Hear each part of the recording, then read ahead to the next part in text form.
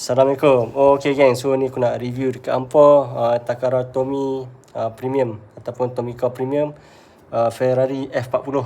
Yang sebelum ni aku pernah review dekat hampa Ferrari F40 daripada Hot Wheels kan. Cuma yang tu F40 Competition.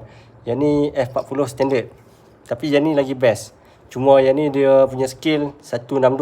Kalau Ferrari 164 kan. So ni besar sikit lah. Tapi daripada segi detail aku rasa menang dekat Tomica lah. Nampak dia punya rim, tayar dia ada absorber. Dia boleh main. Lepas tu bonnet dia bila pun buka ada detail engine. Detail engine warna silver cantik. Lampu cantik, ada merah putih logo Ferrari. Beza dia satu lagi competition dia ada triangle tengah ni, yang ni tak ada. Dia straight tapi cantik lah. Dia punya rim pun ikut macam spec ori. Memang smart. Cuma tak ada ni lah side mirror. Lagi satu dia punya seat dalam warna merah. Tu seat dalam dia kena merah. Lampu depan dia plastik, bukannya stiker macam bukannya stiker lah, dia plastik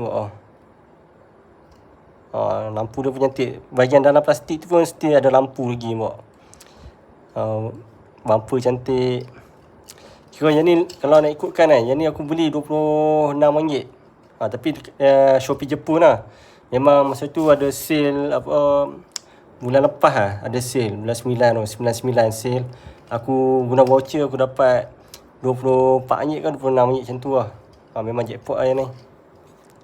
Sebab kalau tak ada sale harga dia dekat RM36 kan yang ni. So aku ada voucher RM10 masa tu. Dapatlah harga jackpot yang ni. Okay. So siapa nak beli Ferrari F40 daripada Tomica ni, aku letak link kat atas ni, boleh dapat kat situ lah. Okay.